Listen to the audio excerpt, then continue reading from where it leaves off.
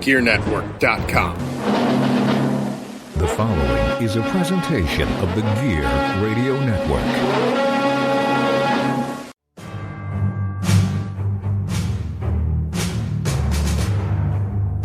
From wherever we decide studios, broadcasted live on iTunes, Spreaker, and worldwide, this is the Turnbuckle Talk Radio Podcast with your host, the producer, Pat G. The G stands for gangsta.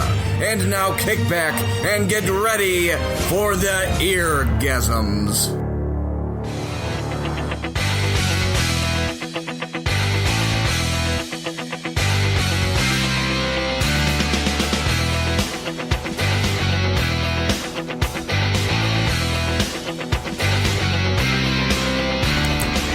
Ladies and gentlemen, boys and girls, children of all shapes, sizes, ages, dialects, and creeds, welcome to another edition of Turnbuckle Talk Radio. Whether you're a Mandalorian, Jedi, or a Sith, enjoy all the fun that we bring you talking pro wrestling and other pop culture nonsense, because that's what we do on this podcast. Of course, I am Pat G, joined by Dan Fury.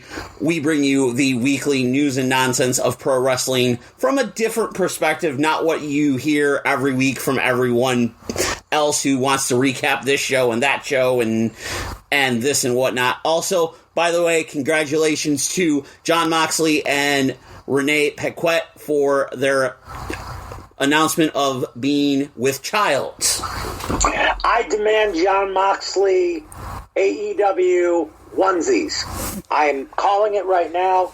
They're going to start marketing baby stuff, and they're going to start it with the Mox baby. That is because that is how awesome this news is. Mox is having a kid. Are you going to start campaigning for AEW merchandise if they steal this idea? If they steal this shit, I will be happy with it. I want a Mox onesie. I want a black onesie with Mox going down the front in that bright fucking spray can orange look. Mox baby gear. Mox baby gear. Welcome to Turnbuckle Talk Radio, where we create wrestling things that the wrestling companies steal and sell. I want my Fiend belt.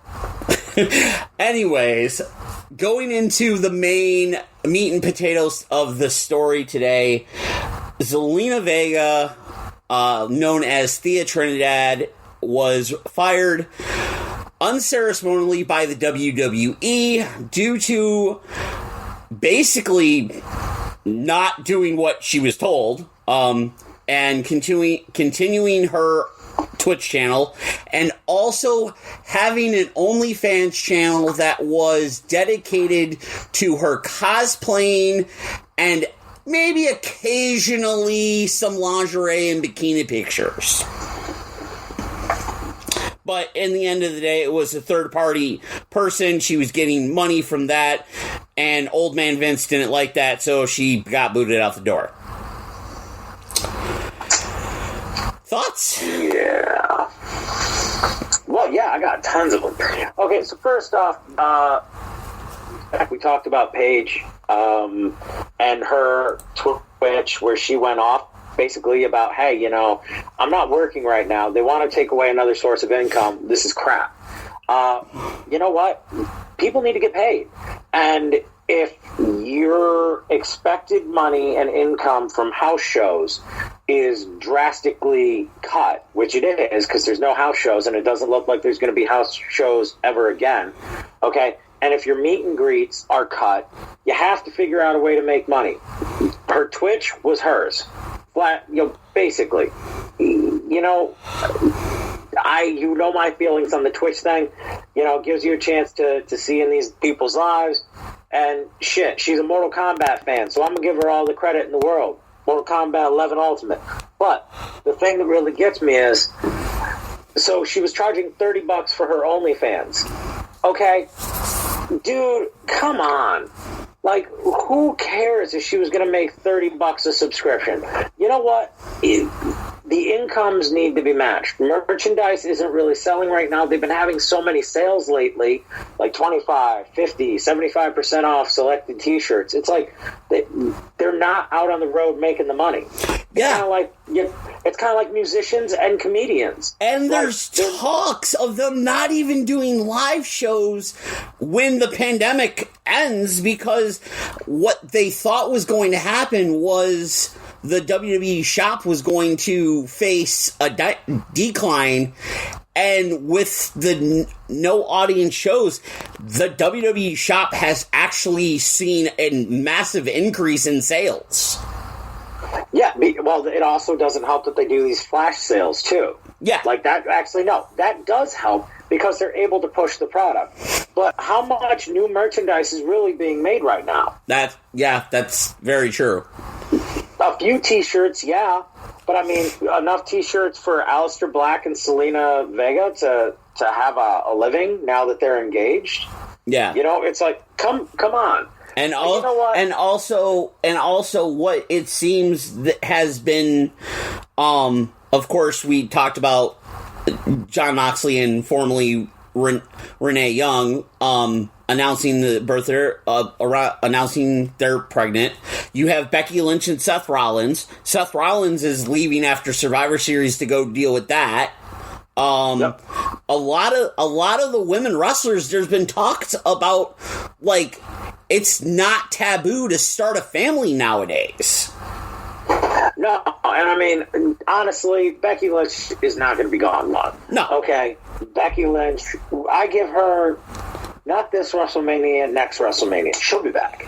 Okay? I guarantee you she'll be back. She'll be back by SummerSlam of 2021. Yeah. And the other big thing about it is it's like, okay, you know, if they don't do house shows anymore, there's even talks about the Bella Twins making a return. Yeah, well, that's because if you think about it, all right, this would be a perfect time for a Ronda Rousey return, because Ronda flat out said she didn't want to come back to a full-time schedule. She was on the road over 200 days the year that she was in the company. It's like, guess what? If you eliminate house shows and you just do Raw tapings from a city, and you go to that schedule, you do your Raw taping, your SmackDown and taping, what it looks NXT taping can stay in Florida. Yeah. And what it looks like is they're in the process of moving the Thunderdome to Tropicana Field in Tampa, Florida. Like, oh yeah, Which would be huge. They're looking to move that to Tropicana, and that's where Raw, SmackDown, and the pay-per-views are all going to emanate from. Which is compared to what AEW does with Dynamite. Yeah, up until this upcoming WrestleMania. So WrestleMania 37 is not going to be Hollywood; it's going to be in Florida. It's going to be back in Tampa, because you have to remember that during this pandemic, very few states have been open. Florida, a few weeks back, opened up the floodgates and said, "Yeah, we need to get our economy back. Like we need money, and we can't survive. We can't go into a deficit like New York." In order to appease our egos here, we need to make money. And if by making money, it means opening things up and letting people be responsible adults and wear a mask in public and don't be a jerk to your fellow man. Hey, if Florida wants to do it, if Florida wants to give us sporting events and concerts and WrestleMania and all that stuff, then damn it, why not? And if WWE can take advantage of it, why not? Yeah, absolutely. But the thing is with all these changes that WWE are doing, it rotates to how they're treating it rotates to back to how they're going to treat their talent. And the Zelina Vega thing is a prime example, because it's like, listen, you're not using me. And granted, she was a focal point. She had a match against Asuka and everything. But, like you said, she's not one of the top merchandise movers in the company. She doesn't have a whole lot of merchandise out there. Neither does Aleister Black. They're not really they're underpieces. They're not focal points. They're not a Drew McIntyre. They're not Roman Reigns. They're not the New Day. They're not Randy Orton. They're not Asuka. Yeah. We're not doing live shows where where my stuff's going to be being sold on a nightly basis, so I need to supplement my income, and that's what Zelina Vega was doing. She was supplementing her income through Twitch. She created OnlyFans, which had nothing to do with WWE, because if you really look at her OnlyFans, it's Thea fucking Trinidad. It's not Zelina Vega. I haven't looked at her OnlyFans, but I will say, if I were Aleister Black, I'd be like, dude, hey, this is what I'm marrying. You know, like, here's her in a katana outfit from Mortal Kombat. Here's her as Chun-Li. Like, hey guys, lucky me. You know what I mean? Like, that's what she said. That's what she was using. That's what she created the OnlyFans for predominantly, was her cosplay things. Her cosplay material. You know, no one says anything about Asuka's YouTube channel where she does wacky, silly shit. Nope. You know, has anyone mentioned her? Like, I'm not trying to, like, throw her under the bus here. No. I'm simply saying, you know, it comes down to movers and... What it seems like is when the etiquette came out for third-party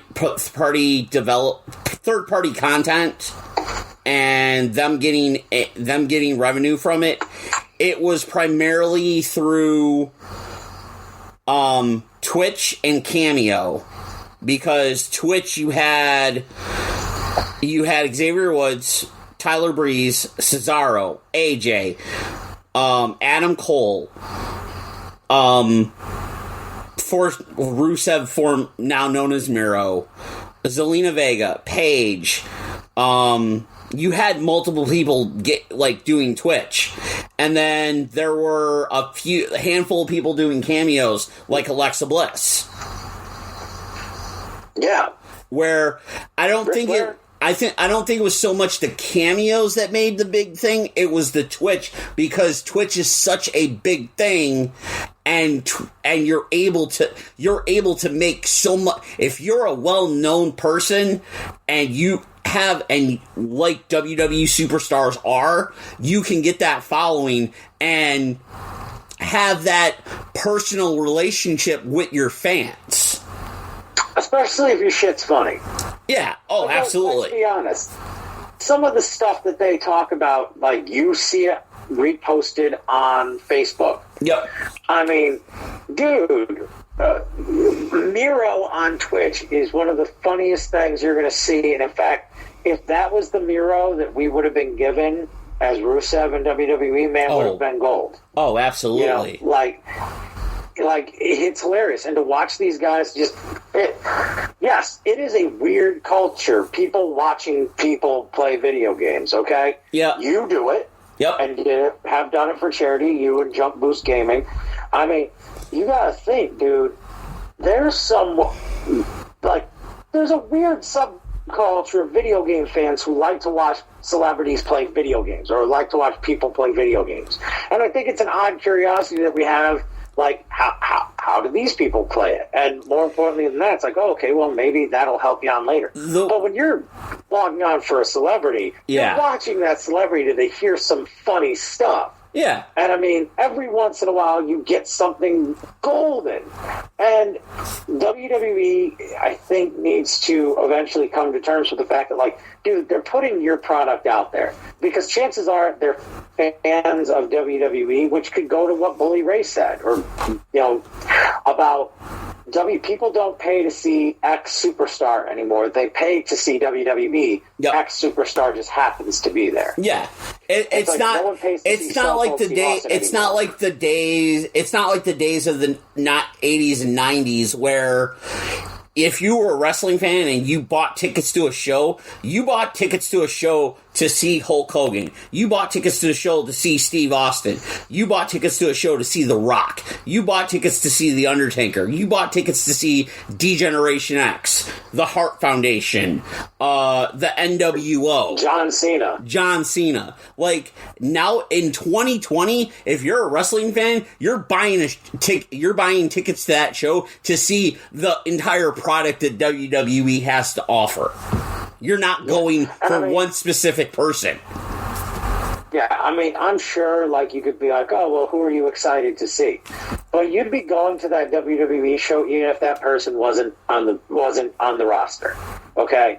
Like, and honestly, a good example of this would be either NXT or, AEW. Oh, absolutely. Now you're paying to see that counterculture with AEW. Now you would be paying to see NXT.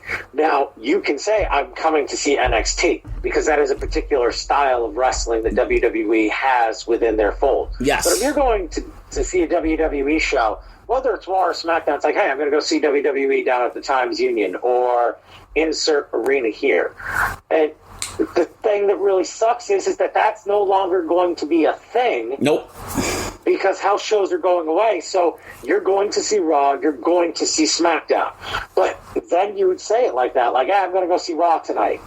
But who's on it? I don't know, maybe this person. Yeah, that's the thing. Like, it's the way I look at it is Raw and SmackDown is the quote unquote true and tried brewed WWE formula. NXT, yeah, absolutely. NXT has evolved into this uber super indie company that's under the WWE umbrella. Yeah, and AEW is starting to get its own stars going. Yes. They're starting, especially now that one of my predictions from earlier this year came true. Darby Allin is a breakout star. Yep. Orange Cassidy is now becoming a breakout star. And not to mention they're making the people that the casual wrestling fan may not know about. They're bringing the guys that made their names on the independents or really unknown wrestling shows, like your typical casual WWE fan that knew of Cody Rhodes and Chris Jericho 5 years ago when they were in WWE. They're like, oh, what's this AEW? They are now becoming fans of Darby Allin. They're becoming fans of Orange Cassidy. They're becoming fans of SoCal Uncensored. They're becoming fans of the Young Bucks, Kenny Omega, and then the Blade and the Butcher, and many others that are in that company that were honestly your top independent wrestling draws. Yeah, and they're cultivating that under one roof, and now it's starting to work. And, by the way, AEW allows Twitch. So, yep. Just saying. That's true. Just they saying. Do. They do. They absolutely do. Because it comes back to the independent contractor thing that we keep talking about. And we mentioned it, and this is part of the Zelina Vega, Twitch, yep. The entire thing. Okay, so when you're an independent contractor, by definition, you are an independent worker who takes a job. But you do have means to supplement said income as an independent contractor, except for the independent contracting in WWE, which yep. apparently is you're an independent contractor. That's how the contract is written up.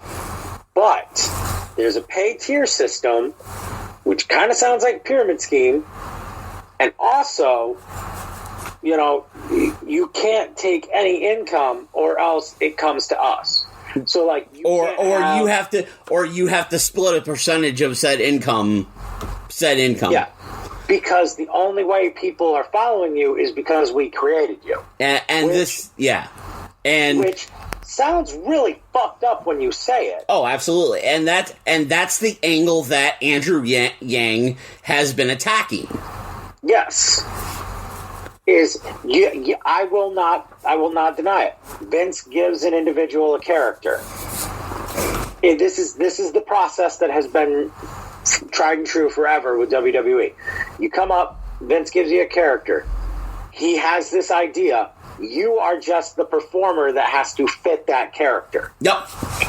And we're going to talk about this on the second half of the podcast. Sometimes it really, really, really works, and sometimes it really, really, really doesn't. And you have to get yourself over elsewhere.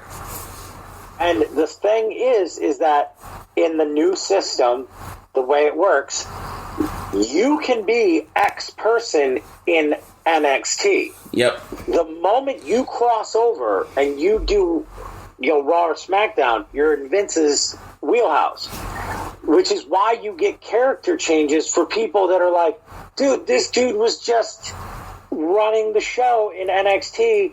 Now, as the top heel, now you're making him a babyface the first night out on SmackDown. Yep.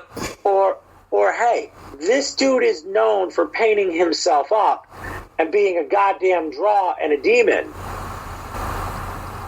Bring him up and have him eat a donut on national television. Yeah, and it's now got to a point where you're hearing reports of guys wanting to go back to NXT.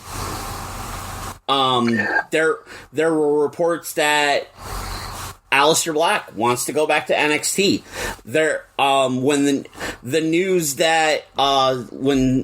happened with Zelina Vega and she got fired, it wasn't Vince McMahon who did it. It was Mark Carrano, who is the talent relations person that everyone knows because of the reality TV shows. And he was the one, and Zelina wanted to talk to Vince, and she got straight out denied. And got told that Vince doesn't want to see you. And got escorted out the building. Yeah, if you look at it, it's craziness. And Andrew Yang bringing all this stuff up. Yes. First off, a fucking financial genius like Andrew Yang, who ran for president and really was a good Democratic choice. He would have been. He absolutely was. Some of his fucking ideas are brilliant. But I digress. Taking a microscope to WWE, this isn't the first time in recent years, because John Oliver did the same thing. Yep. In a 15-minute monologue last year about WWE's business practices. Yep. And although it was auspicious that he did it around WrestleMania, which, you can say whatever you want to say, he did it WrestleMania week. You went into WrestleMania week knowing about the John Oliver segment. But one of the things he brought up was, if talent tries to find opportunities elsewhere, they're heavily financially penalized, which is why if Thea Trinidad would happen to show up on AEW after X amount of time, it wouldn't be a shocking thing to me. No, it absolutely wasn't. Really wouldn't. It wouldn't be at all in any way, shape, or form, because this is the thing. She's a talented worker. And she's great on the microphone, and she comes with an already established fan base. Exactly. And also, there's been talks of her the minute she got fired, and there were talks about even her returning back to Impact. Which is not unheard of, though, especially after what happened with all of the mass firings, that a lot of couples got split up. Yep. Like real life couples got split up. And I mean, others, right out. Adam Cole and Dr. Britt Baker. I mean, yep. That became a thing due to an NXT main event. That got mentioned on a live show. That got mentioned only because the producer got told to find the most shocked face in the crowd, and he came across Britt Baker. And the best part is that if you didn't have someone like Morrow, who's so great at his commentating, yep, cover that up, yep, brilliantly. That's the wife of Adam Cole. you could understand her shocked expression. She just watched her husband go off of a steel cage through tables. Through tables, yeah. He covered that up so well. Yeah, it's like, which is why he's such a great commentator. But no, like, I honestly think this is going to be one thing that is in the ever-evolving sport of professional wrestling, because this is not only a new way of getting income, it's also a continuation of providing your connection to the fans, and during this time we need it more than ever. You know, like, people are finding new forms of entertainment, but this is another one of those weird ones, kind of like, you know, back in 1983 when Vince started the expansion. One of the things that people tweaked out about was, wait, what is this merchandise check that I'm getting? Yep. Oh, well, you sell X amount of T-shirts tonight, so here is your portion. Yeah. Well, what is this check right here for animation? Oh, because your likeness is used in an animated TV show, here's your cut of that money. Yep. Oh, well, what is this? Oh, action figures. There was a time when the LJNs was one of the biggest deals. Like, you have an LJN, and if they sell a bunch of them, you're going to make money off of it. Yep. Dude, it's just part of the ever-evolving system of pro wrestling. And what's hilariously funny is you still have wrestling figures and everything created, and they're in stores and whatnot. What's funny is, back when me and you were kids and growing up and whatever, like, we were Toys R Us and everything, like the newest, latest action figures. The minute we'd see the commercials or whatever, or Wrestling Buddies or whatever, like, we were all for it. Like, it's weird nowadays because you get to a certain age with kids and they're not into the same. It's a completely different situation. Yeah. Like, the people, what's weird is if you go to a Target, a Walmart, a toy store, wherever wrestling figures are being sold, it's not kids buying the wrestling figures. It's people that are in their late 20s, early 30s, late 30s that collect them now. Yeah, because when we were kids, I mean, let's go back to the LJNs. The LJN was a rubber pose with paint. Yep. And if you beat the other LJN figures, the paint would eventually wear off. Okay? Then we got the Hasbros, which are still some of the coolest figure poses, and, like, it did one action, but they were a hard plastic. Then you get into, like, the Jakks Pacifics. Then you get into the Mattels, which the Mattels are off the charts. And then you've got the action figure company that AEW does. Dude, on my podcasting desk is the bottle of bubbly action figure set. What 8-year-old needs that? Yep. It's not for an 8-year-old anymore. Action figures are not made for kids. Nope. And what's funny is, like, I worked at Target for 5 years. Like, I did. I worked at Target for 5 years. The amount of action figures that got sold was increasingly less than what I remember growing up. Well, I mean, also, and this goes to something funny, when you go on eBay and you type in Hasbro WWF figures, mint on card, dude, if they still have the original sales ticket, it's like $4.99. Yep. Dude, in our day, a Hulk Hogan action figure, or an Ultimate Warrior or a Macho Man Hasbro action figure, a Roddy Piper, was $5. Now, try finding a $5 action figure. Nope. Even the basics are like $12. Yeah. The baseline sets. Yeah, the baseline, like, if you walk into a Target, like, the baseline WWE and AEW characters are at minimum $12. Yeah, and I mean, then you get into the Elites, which are like $20. Yep. Then you get into the Ultimates, which are like $40. Then you get into, like, the Ringside Collectibles exclusives. It's like, dude, you start racking up money when you start talking action figures. And by the way, action figures are a form of income, and if you're not getting an action figure, you know what I mean? Yep, absolutely. You're not getting that cut. You're not getting that percentage of money. Like, all you have to do is, whether you read, if you're a wrestling fan, whether you read the Nitro book by Guy Evans, any of the Jericho books, any of the Mick Foley books, or even the Eric Bischoff book, and where they talk about that, like, the merchandising aspect of things. Mm-hmm. Like, yeah, you can have a contract, but your money is made with sponsors and merchandising and all this side stuff.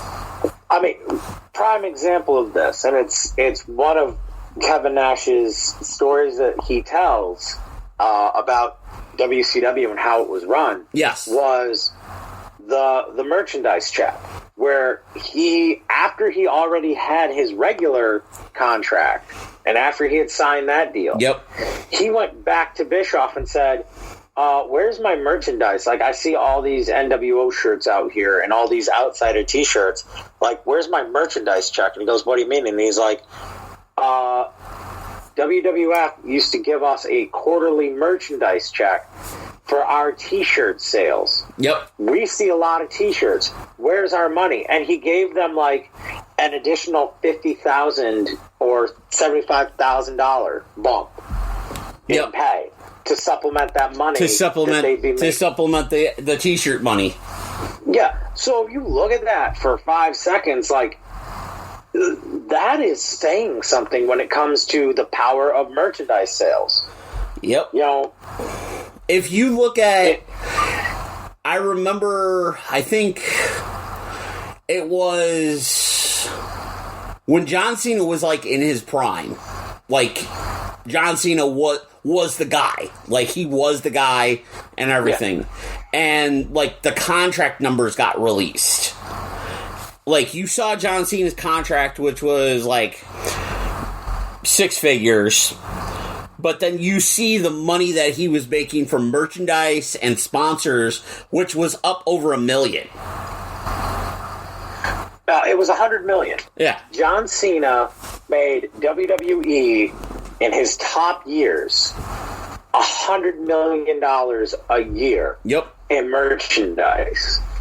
And had, like, a $4 million a year contract. Oh, yeah. So, do the math on that. Mm-hmm. I mean, and mind you, this was the guy who was every single show, every single town, every single night, every single press junket, every single Make-A-Wish, every single, you name it. If WWE needed to send its face out there, its face went there. Oh, absolutely. And in comparison to the gross amount of money that he brought in for merchandise, yep, he got paid less than 1/10 of it. Yep. Less than a fifth of it, if you do it.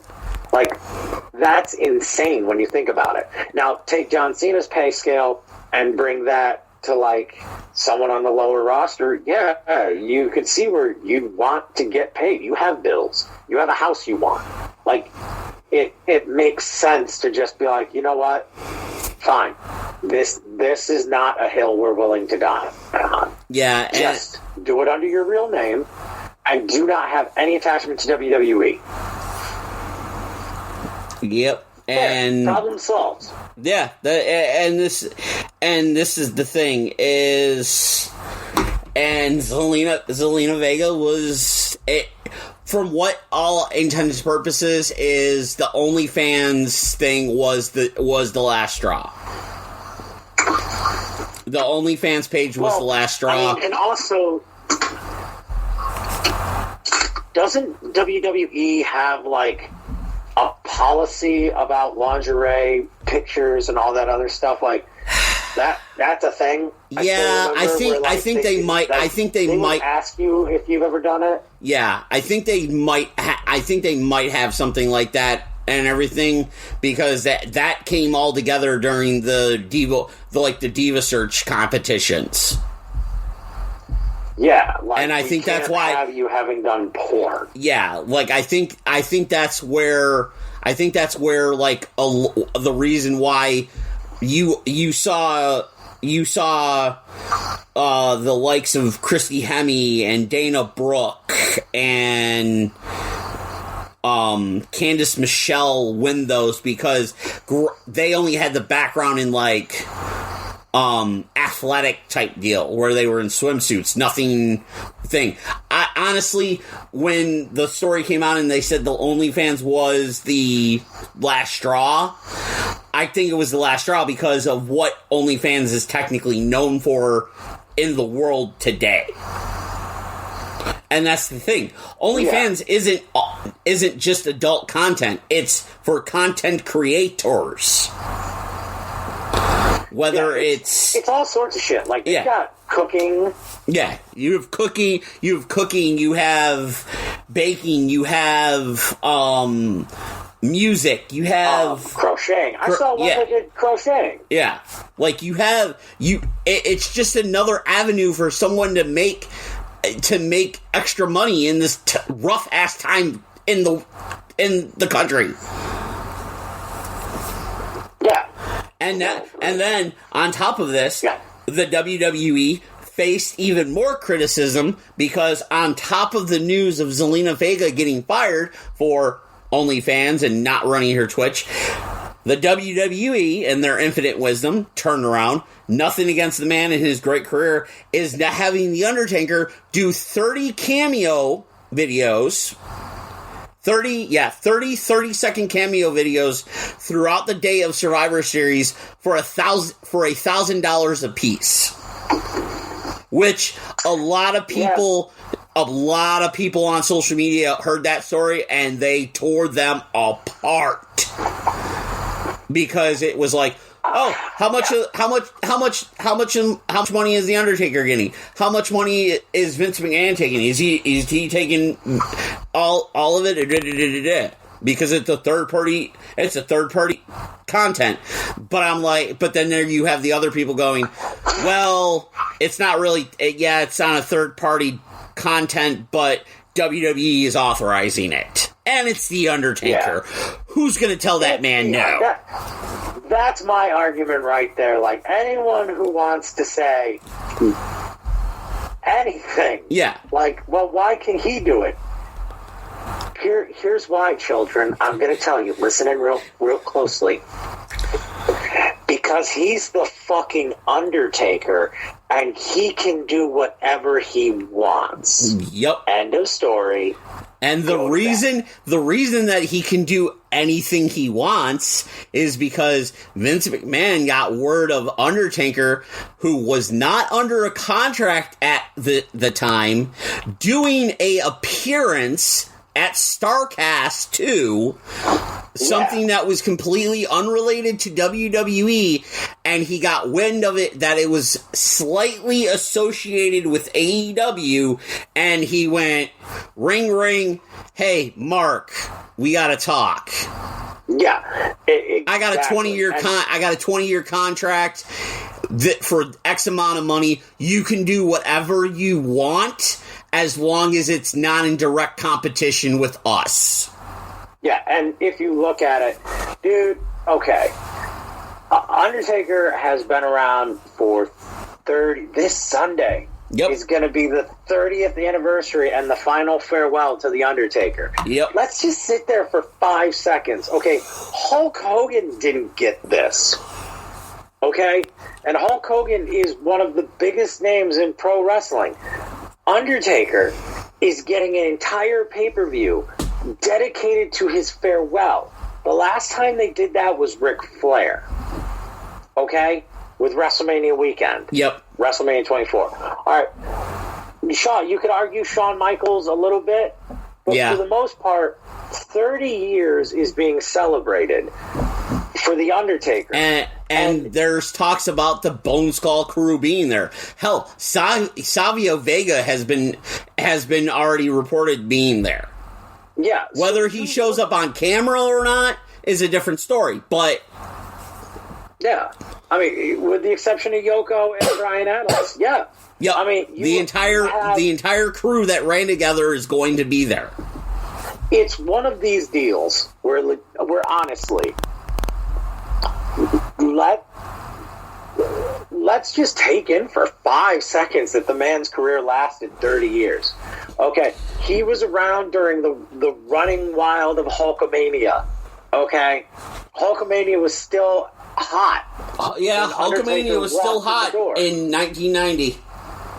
And next thing you know, he's lasting through the new generation, the Attitude Era, the Ruthless Aggression Era, the Modern Era, the People's Era, all the way to the Performance Center NXT era of talent. He made it all this way and still delivered whenever he was needed.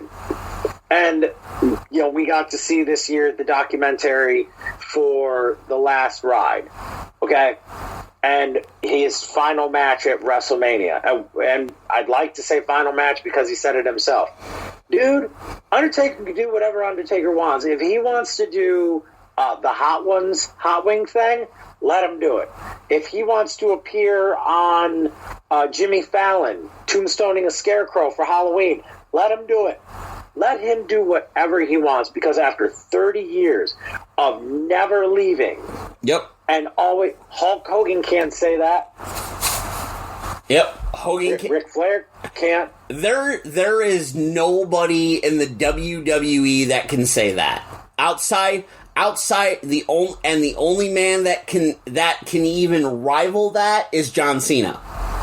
John Cena, Shawn Michaels, arguably, and The Rock. Even though The Rock has gotten to a point where he can show up on the Impact Hall of Fame in a video message for Ken Shamrock. Yeah, and no one says anything. No, but he's The Rock. Once again, Undertaker and The Rock are extremely similar in that. Yes, where Rock and Undertaker can do whatever the F they want. Yeah. And shockingly enough, no one will care. Honestly, John, you can argue Cena and Michaels in that point. Yeah. But I'd say Shawn Michaels. But yeah, The Rock. If you're talking as far as people within the WWE that have wrestled for the WWE, that gave their career and everything to them, that could pretty much do whatever the hell they want, yeah, Rock and Undertaker are those.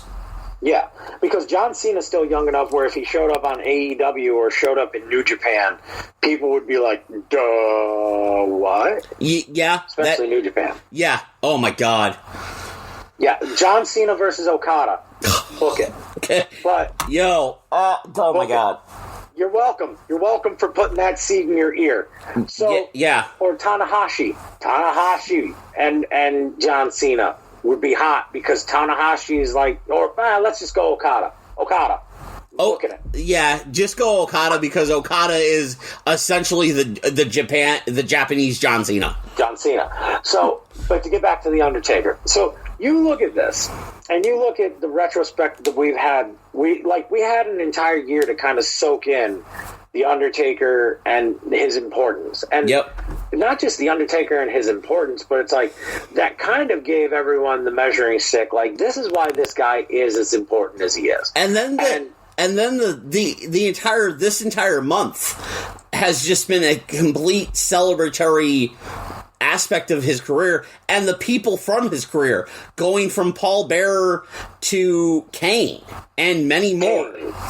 Yeah, and the Randy Orton feud in 2005, which if you go back to 2005, in that year in pro wrestling, 2005 was kind of the launch of the modern era, because you had Dave Bautista beat Triple H in the main event. Yep, you had that's the year that all the guys outside of Brock Lesnar that came up from that came up from FCW made their names.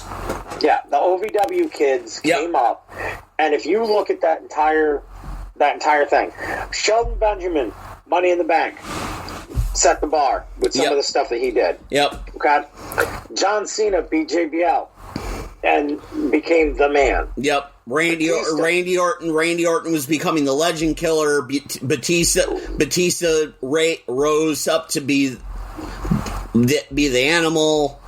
Yeah, and you had this, but all in this year, you had one amazing story where the streak became important because Randy Orton made it important. Yes. And they did a beautiful Untold about everything leading up to the Hell in a Cell match with Randy Orton and he. And I forgot just how damn good that feud was, and to hear it from the Undertaker himself, because that's this newfound thing that we have, where Undertaker doing interviews. Oh my God, Undertaker is pulling back the curtain on the Undertaker. He's giving you so much, and you had that, and then the Meet the Mortician. Yep. Episode where you really got to see how important Paul Bearer was to that character, to that man. Yes, like and not just just you watch that and it's like, yo, Paul Bearer did so much for him. You're in tears by the end. Oh, absolutely. Because by the time you get to the end, you realize, first off, just how amazing that man was. Like, he was one of those performers where Undertaker and Paul Bearer were one symbiotic presentation during a time, mind you, where the managers were interchangeable. Yes. Bobby Heenan could be with anybody. They needed a heater, send him Bobby Heenan. Yep. Okay. Sensational Sherry was the same way. You needed a heater, give him Sherry. Ted DiBiase, Macho Man, Shawn Michaels, insert person here. But there was only one Paul Bearer. Yep. And Paul Bearer through his entire career, once he became Paul Bearer, managed 3 people: Undertaker, Mankind, Kane, and all of them, all straight up Hall of Fame legends. Every single one of them. And the way that it was done was organic, because when Undertaker needed a shift, they needed Mankind to be the guy. Now, and it just happened to simultaneously happen. And then when they needed to freshen it up, and Mankind got over on his own, Kane. Mick Foley's not in the Hall of Fame yet, is he? Yeah, he was in the Hall of Fame. Okay, that's WrestleMania 29. Oh, that's right. Remember, he pinned Chris Jericho on the stage. Oh, yeah, that's right. Punk counted the 3. Yeah, that's right. Because Mick had said, I've never in my career pinned Chris Jericho, so Jericho rolled up. Yeah, that's right. Now I remember. No, because I'm sitting here and because that moment, like I'm sitting here and I'm going when I was watching the Mortician episode, and I'm like, all right, I know Paul Bearer's in, but I was like, is Foley in? I couldn't remember, because I'm like, yo, WrestleMania 37 Hall of Fame induction: Undertaker, Kane, Mick Foley. Well, I mean, I think honestly, Undertaker and Kane do need their own. Honestly, I think Undertaker and Kane go in at the same time. Yeah, that to me, what they need to do is they need to put them in the same year. They're going to go in the same year, and it's going to be a celebration of both of their careers and the Brothers of Destruction, so to speak. Yeah, and the Brothers of Destruction documentary, where it's just them sitting talking. Yes. And I think this weekend, I think it already came out, was a second Broken Skull Sessions, uncensored, one more round with Undertaker as we see him now. Yeah. Talking to Stone Cold about the end of his career and the last ride and the curtain being pulled back. And, dude, like, this guy, this one dude, ran through so many different childhoods, because people of all ages up to right now can tell you an Undertaker match or tell you an Undertaker story. Yep. I mean, it's insane to think about. Like, I remember Undertaker beating Hulk Hogan. And that was like, oh my God, brains exploded when that happened. Yeah, and when Undertaker won the obviously, championship, the Survivor Series 91. Granted, they reversed the decision like 4 days later, but they had their match at Tuesday in Texas, which was the big sell of that midweek weird pay-per-view they did. Yeah. For like $20. Yeah. Anyway, because it was the rematch. Yeah.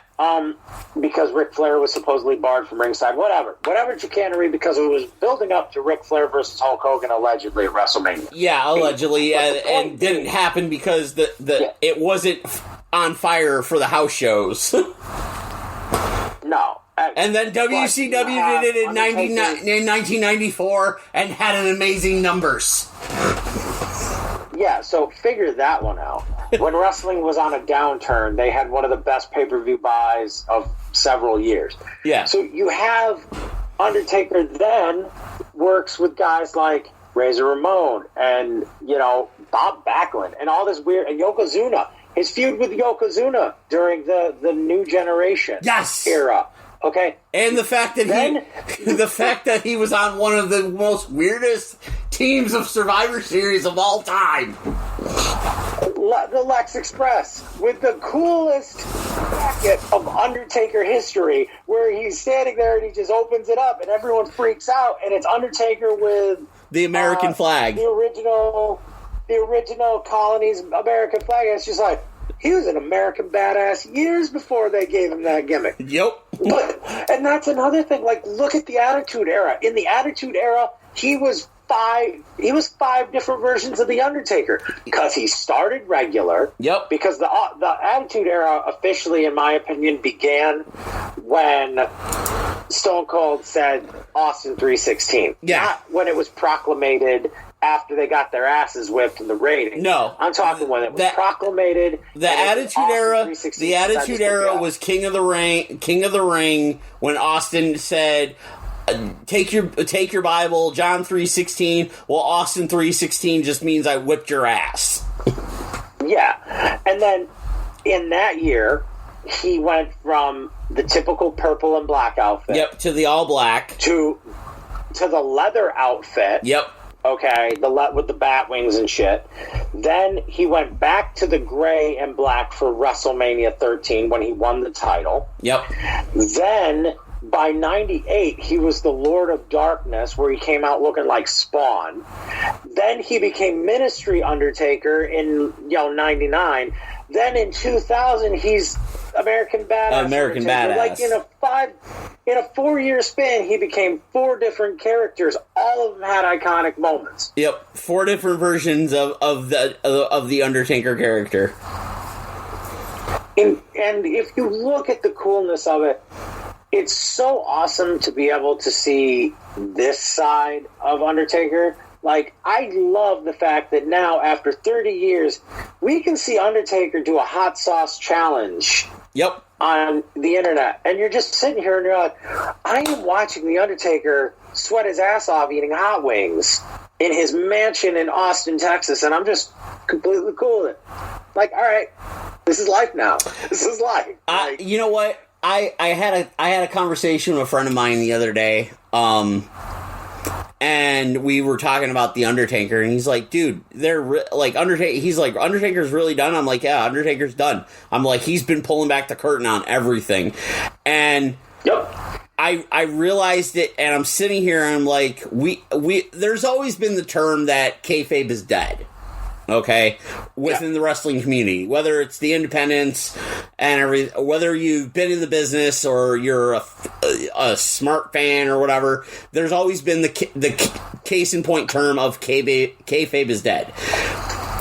And no one can actually say when it actually died per se.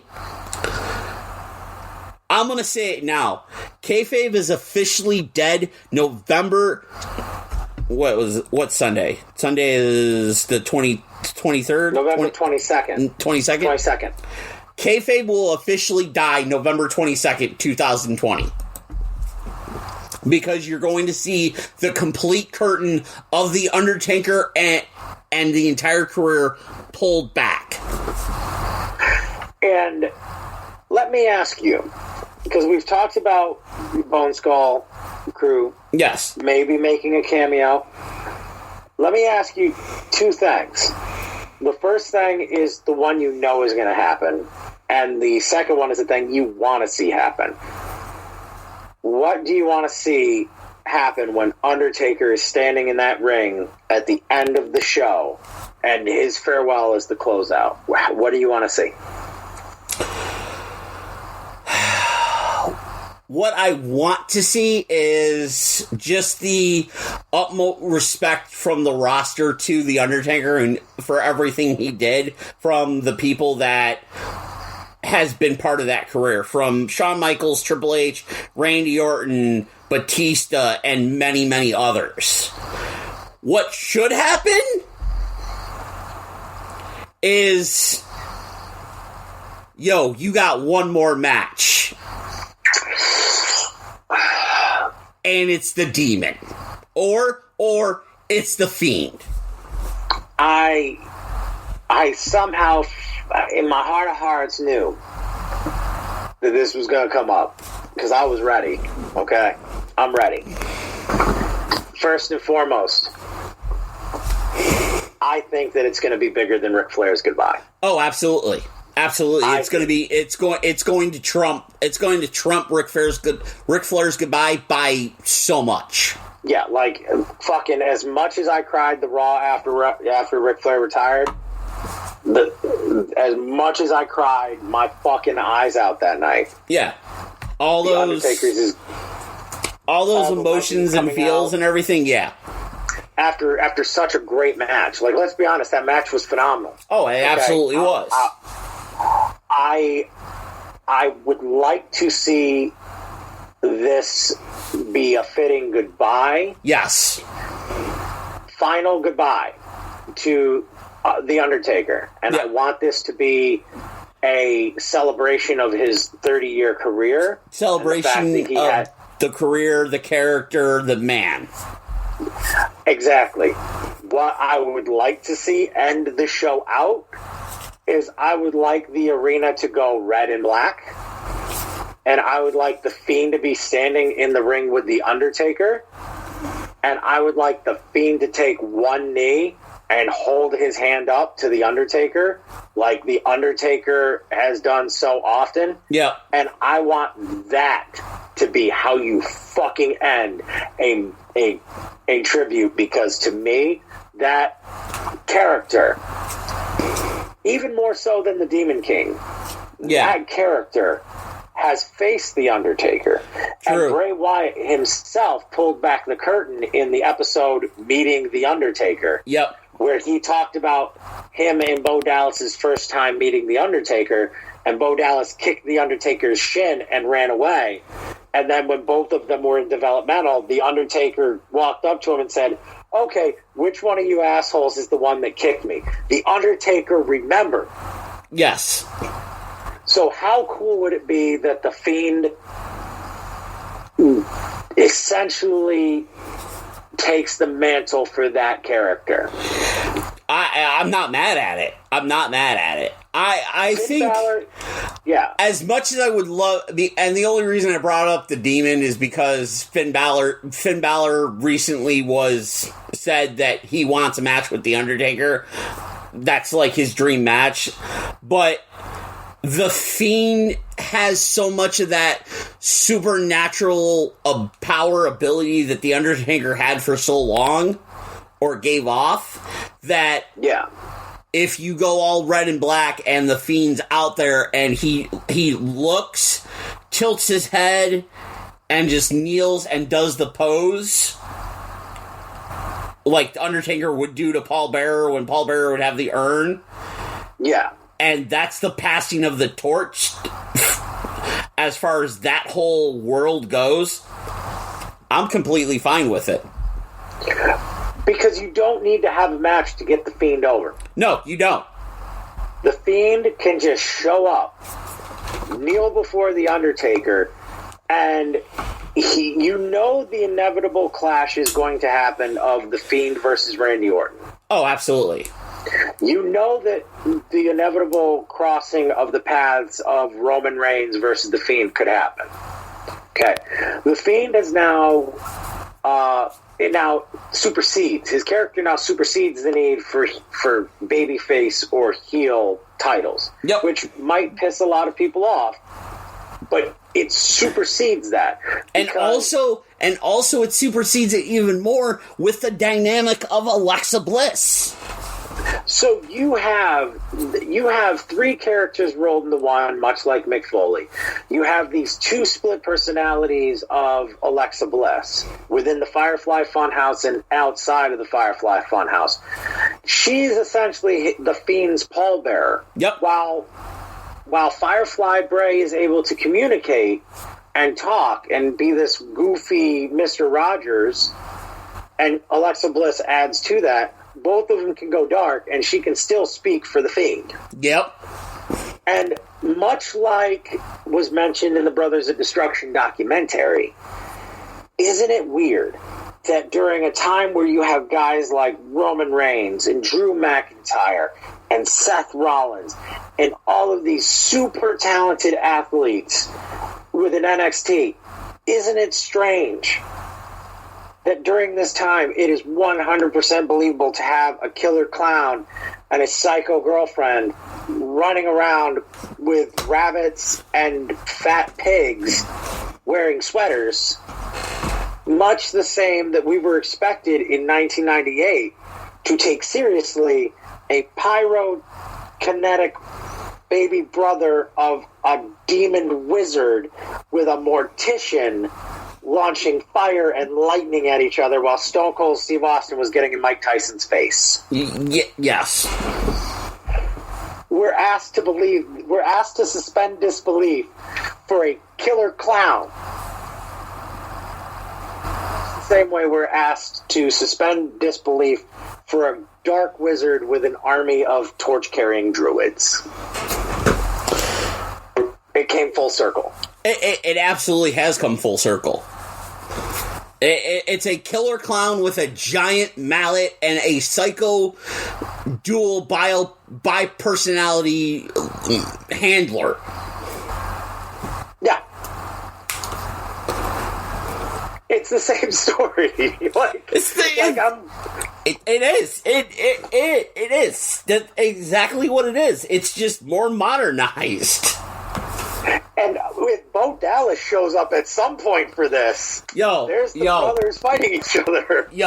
I have been wanting Bo Dallas to show up, either joining or being like the opposite. I so wanted to see him be the Mr. McFeely of the Firefly Funhouse. Like, how cool would it be to have Mailman Bo? Oh God! And he could do it because look at his stuff that he did as the B Team, man. Dude, you would have my money if there was a Bo Dallas in a Mailman t-shirt where he's throwing up the cheesy thumbs up, like just smiling. Yep. And he's giving the Bo Dallas grin. I would look up and say, that's believable. Yep. The believe. Yeah, because within the confines of the Firefly Funhouse, that's plausible. It is. It would be totally plausible. It would be totally plausible. And, oh man. Just, wow. You know what? If that's how they end Survivor Series with the passing of the torch or whatever from Undertaker to The Fiend, I'd be fine with it. Because I don't think it'll be Finn Balor. No. Like, Finn Balor's character... Balor, I know Balor wants that match. Balor is going... And the way Balor came back with this past Wednesday on NXT, I think Balor is setting up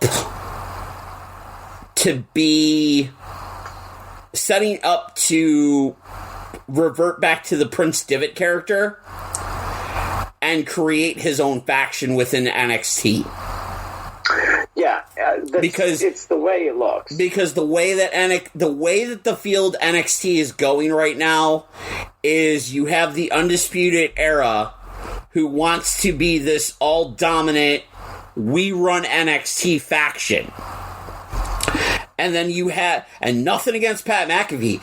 Yo, big ups to Pat McAfee for what he's doing and him getting the opportunity to be involved in pro wrestling. And isn't it funny that you have McAfee, who's really taking over where I think Gronk was supposed to go this year? Yes. And to be honest, McAfee fits that role better because McAfee can talk. Oh, he's let's be honest. Like that incident with Adam Cole. Yep. And him punting Adam Cole while Adam Cole was being held back made him. Oh, absolutely.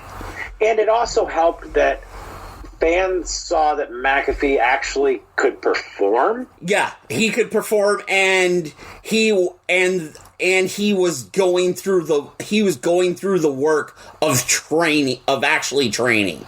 Where as you saw the WWE 24 documentary for WrestleMania 36, Gronk's freaking scared of jumping off a damn 10-foot banister, and a 70-year-old plus man jumps off of it to make him not scared.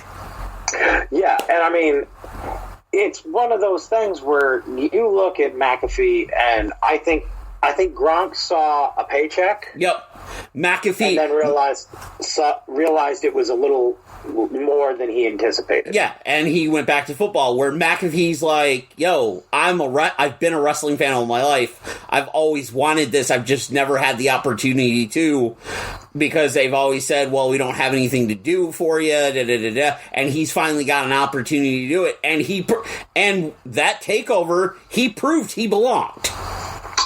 I think we gushed about his performance. Yeah. And to be fair, I'm looking forward to this War Games to see what happens, because you have McAfee, Pete Dunne, Danny Burch, and Oney Lorcan versus the Undisputed Era, and McAfee's already shown he can hold his own. And the best part about it is that this year, Undisputed Era is going in as the faces. Yeah, they're going in. Which is weird because there was reports of like them. They wanted to keep the Undisputed Era together, but it was Cole and O'Reilly like leaning towards the face aspect, where Bobby Fish and Roderick Strong were going to still be like the heel aspect. But now with this whole thing with Pat McAfee, the way it's worked is Undisputed Era is now in that weird Randy Orton phase. Where they could attack anyone. Yeah, they could do anything, and if they attack people that were like McAfee and the Kings, they're going to get cheered. But if they beat up Johnny Gargano and someone else, they're getting booed.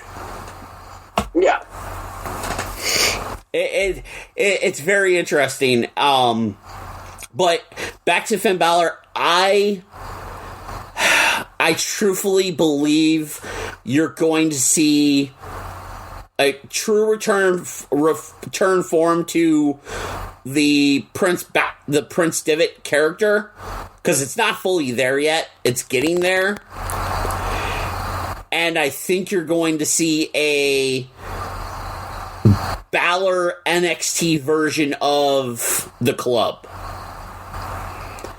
And wild prediction, AJ Styles is going to be a member of it. I think now that house shows aren't going to be a thing, and that it really is about live television shows. Yeah. I could totally see AJ doing it. I could see AJ going that route because or even career. that, even more of a wild prediction. Balor, AJ, Kevin Owens, and because I still think he can go, and I think he's starting to get the itch a little bit again. Wade Barrett. That would be a huge setup because, Kevin Owens, it'd be going home. It'd be going back to NXT, okay? Which is what got him to the main roster to begin with. He was just so over, you couldn't deny him going straight up to the big show. And the pop he got when he returned.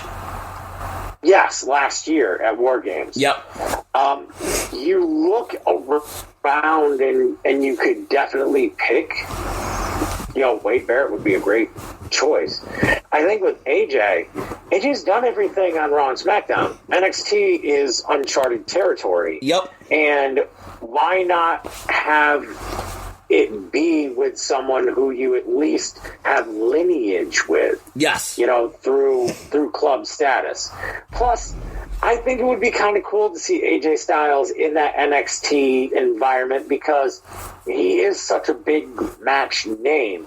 It would be interesting to see if, by being AJ Styles in NXT, it brings a draw. Like, I don't want it to end up being like Charlotte Flair, where they're hoping that Charlotte moves the meter when she takes over the NXT Women's Championship. Yeah, I think AJ in NXT would be more of a, all right, guys, we're giving you somebody that can perform and raise the bar. Let's see what you got. Yeah, and I think that Tommaso Ciampa versus AJ Styles match would be killer. Oh, absolutely. I think a Velveteen Dream versus AJ Styles match would be killer. AJ Styles versus Adam Cole or any one of the Undisputed Era would be fantastic. Kushida. Yep. Come on. Oh. Like, dude, there's so many people. The thing is the way that Kushida has kind of gone back to that Japanese strong style that he's known for. Mm-hmm. AJ can work that style. AJ would destroy an NXT takeover doing that style. Oh, it would be the imagine a triple threat. Imagine a triple threat: Balor, AJ, and Kushida for the NXT Championship. That would have been the match that Nakamura versus AJ at WrestleMania should have been. Should have been right there. Yeah, should have been. I mean, they tried. They really did. But I think we've talked about it. That positioning on the card was snake bit right from the get-go because the first match was the triple threat. Second match was Asuka versus Charlotte. Done. Yeah, the crowd was burnt out. Yeah. The crowd was burnt out. And just, yeah. But it's they got to do something with NXT. They have to do something. Yeah. So I mean, it's going to be interesting. It is. It's definitely going to be an interesting year coming up. Definitely this Sunday, of course, Survivor Series, celebration of the Undertaker, brand supremacy. Randy Orton, you're going to have Roman Reigns versus Drew McIntyre, Bobby Lashley versus Sami Zayn, the New Day versus the Street Profits, which is going to be a freaking fantastic match. Yup. Asuka versus Sasha Banks which is going to be very solid. Of course, the Raw and SmackDown men and women's teams are going to do the traditional Survivor Series matches. All I want is 1 year. I just want a Survivor Series 1 year to return to the old formula. Yeah, but dude, I know it won't work in this modern area, this time and age of wrestling. I just want 1 year where they do like a throwback Survivor Series. Yeah, I don't think we're ever going to get it like it was. No. In fact, No. Trying to think of the last time there was like 4 Survivor Series matches on one card. It's been a long time. A long time, because now it is red versus blue. I think the last time you saw a traditional Survivor Series wrestling card, it's probably sometime in the early 90s, maybe 94, 95-ish. Yeah, 94, 95. I would say that's pretty damn accurate. Because 97 was the Montreal Screwjob. Yep, 96 was Shawn Michaels versus Psycho Sid for the title. Yes. But that was also the debut of Rocky Maivia. Yes. Because Bret Hart 1 took place at Survivor Series 96. So It really became about these big matches versus who, like... The teams. You have to remember, it's not so much the teams and their hokey names, like... It was the combinations.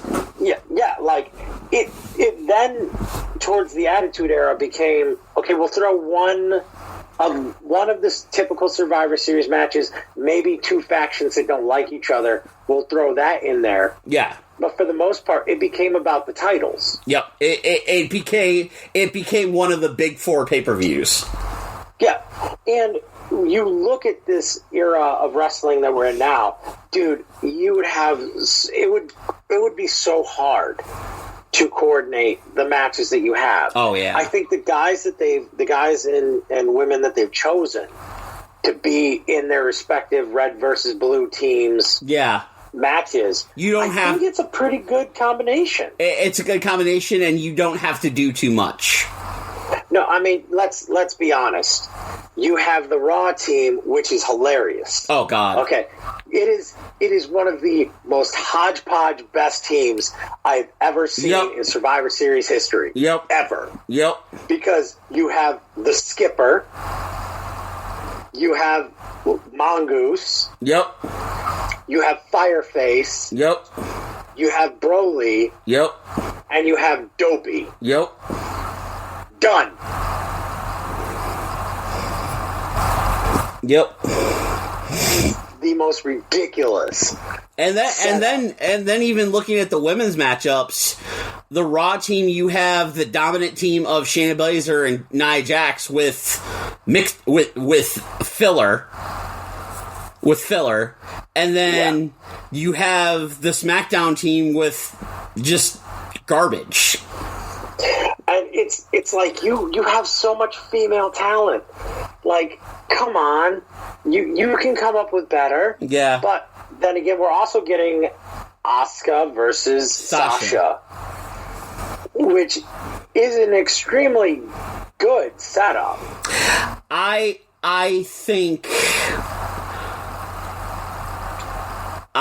think with the Raw and Women's SmackDown teams, I know what Charlotte was on SmackDown, right? I can't even remember.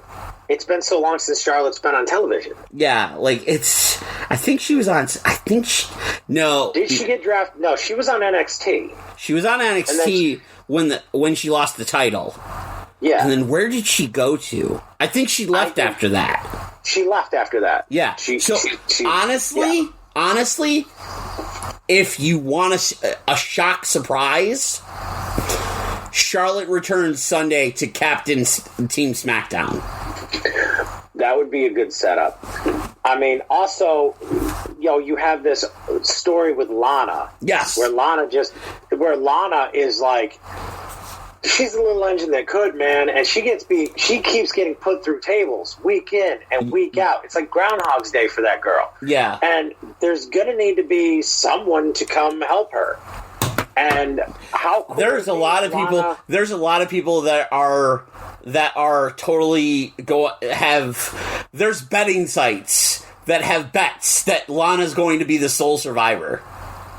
Oh, yeah. Like, how awesome would that be that after getting her ass handed to her through tables week in, week in, week for week out, over 2 months. Yeah, that the big payoff is basically her Damian Sandowing it. Yep. You know, like, how cool would that be? I'd be cool with it. Oh, absolutely. And I mean, let's also talk about something before we, you look at this Survivor Series card before we see the end of the Undertaker's career. You have Roman Reigns versus Drew McIntyre. And to be completely honest, they did what is now being called their Survivor Series swerve. Yep. Where you think it's going to be one match, yep, and then they change it up. And I legitimately thought I was going to get Randy versus Roman, which I was content with. Yeah, I was content. Then they did the switch. Yep. Honestly, I also think that you're even going to get the Survivor Series swerve again. Roman's going to win to finish out the night because it's Roman. The Miz is going to cash in Money in the Bank and win the WWE Championship from Drew McIntyre because Miz has always been able to play that chicken shit heel champion role where he's always being chased. And what it also does is it opens Drew McIntyre to go another direction because we know Survivor Series is usually the moment where the seeds are laid for what's going to come for the future of WrestleMania. Yeah, and I mean, you have to think the other thing is there's a potential where there might be a live crowd at WrestleMania this year, with them moving to Tampa Bay in order to record their shows from now on, so there might be a possibility of pulling that off. He never got his pop at WrestleMania for winning the title from Brock Lesnar. No. Like, he didn't have the real crowd pop that he or Braun Strowman deserved. So, to me, to really solidify Drew McIntyre as the guy, they need to have that in front of a live crowd. So does The Miz carry it all the way to WrestleMania? Probably not, because you have Elimination Chamber right after Royal Rumble. But, I mean, the dude deserves to have that moment. And like you said, it's been 10 years since The Miz was champion. And he's grown so much as a performer that I would be completely cool with seeing that lead up to WrestleMania again as well. Absolutely, because this was the thing, is if you go back to when Miz was the champion going into WrestleMania 27, that whole thing with him and John Cena was amazing. Yes, you were having the overshadowed of The Rock and Cena and whatnot, of what was going to become that, but this time, you don't have this. You don't have that. You now have The Miz as, listen, I'm a top A-list Hollywood celebrity because I'm doing this, this, and this. I have a reality show, da-da-da-da-da. But the thing is The Miz is one of those people that you can give the opportunity to with Money in the Bank and take it away from someone like Otis, where I know a lot of people were not a fan of Otis losing the briefcase, but you got to look at the reality. Otis is a comedy act. Otis is a tag team guy. Yeah, and not only that, but it made you hate The Miz because he was once again doing dirtball stuff. Yes. And the cool part about it is it's like people didn't want him as champion before because he was the MTV reality show guy still in a lot of people's minds. Yep. But then you fast forward 10 years later, and he's the reality show guy that everyone wants to see in that spot. So to me, it's a win-win for everyone, especially looking, the road to WrestleMania really starts tonight. It'll be interesting to see what seeds they plant and who we can kind of see coming up is going to be the man. Oh, absolutely. And it's going to be a great overall show because you have all these good matches. You have the typical Survivor Series matches. You have the tribute to the Undertaker, which we've already talked about, and what we'd like to see happen, and what we'd like to see potentially happen, and just everything else. But as we're wrapping up here, we got to get ourselves over because that's what we do on the show, because in the lieu of Cyclone Jones, you have to get yourself over. Yeah, I mean, as long as Cyclone's away, that's the only time we can get ourselves over. So, I mean, he has more than enough juice for everybody. But seriously, love you, Cyclone. Yes, absolutely. Love you so much. He will be making a return hopefully soon, potentially next month when we get into the year-end reviews. I'm putting that together, so it's going to be fun. But for those out there that are interested in multiple avenues of things, whether it's wrestling, gaming, coffee, energy drinks, I am part of Jump Boost Gaming, which I've mentioned many times before on the show. I haven't talked to the man behind Jump Boost Gaming officially, but I'm going to put him over anyway. Thomas Brewington, formerly of the IndyCar Mafia, has started Jump Boost Gaming. They have some amazing sponsors: Player One Coffee, Raise Energy, Fanatics. They even have a merchandise store with a bunch of things where you can get t-shirts, hoodies, and that. And also, one of our former sponsors might be making a return to the show, and that's going to be the House of Hoodies that were running about a year and a half ago. They are back, so I'm in contact with them to potentially start working with them again. Outstanding. So where can people find you on the social medias, yes, Mr. Paggi, including, I hear you, Twitch? Yes, I do Twitch. I stream video games. Come watch me get mad and angry playing video games. But then again, you can also see me sitting there for 3 hours playing poker online. It depends on what you feel like. You can find me on Twitch, Instagram, Snapchat, and all the social medias of the Ganchise83. Now, what about you, sir?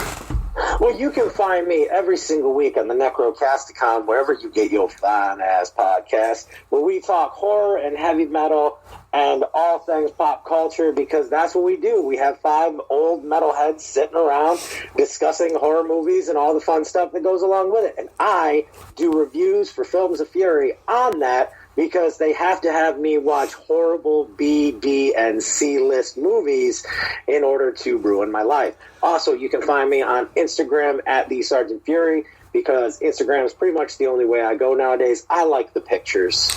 It's so much simpler. Speaking of B, C, and D movies, so last night I was going through my Amazon Prime. Either Amazon Prime it was Amazon Prime. Looking for a movie to watch. And I came across Masters of the Universe. That is a classic. No one is allowed to make fun of that movie. No, I'm not going to make fun of it. I'm sitting here going, I was like, you know what? I'm going to watch it. And I'm watching it, and I'm going, I feel like me and Dan need to do a Films of Theory on this. I accept that challenge. I will accept the challenge of Masters of the Universe audio commentary for Films of Fury with Pat G as the third man. I am down like Charlie Brown. I will let Evan McLeod know that is our next episode. Awesome. This sounds good. Now, also, you can listen to us through our host, Gear Network. Gear Network has tons of podcasts, from the JC Money Show, Trust the Process, and many, many more shows. You can check them out on multiple avenues where you get your podcasts. Just type in Gear Network. You can search them in the Google machine, gearnetwork.com, and go there. Check out all the fine podcasts that they entertain you. But for Dan, I'm Pat G. This has been the TTRP, Turnbuckle Talk Radio Podcast, and we will see you on the flip side. The Turnbuckle Talk Radio podcast is brought to you by Gear Network and ShopGear.com. We can be listened to via Spotify, iTunes, iHeartRadio, and everywhere else you can get your podcasts. The TTRP introduction was done by Trevor Dugan. The show is hosted by Patrick Gancheski and Daniel Roberts. Post-production of the TTRP is done by Patrick Gancheski and John Cimino. If you'd like to follow us via social media, You can search Turnbuckle Talk Radio Podcast on Facebook. You can follow us at Twitter by using the name Turnbuckle_talk. Or if you have questions or concerns, you can reach us via email at turnbuckletlkradio@gmail.com. We'd like to thank you for listening to the Turnbuckle Talk Radio Podcast, downloading our episodes, following us on social media, and interacting with us. The preceding presentation has been brought to you by the Gear Network.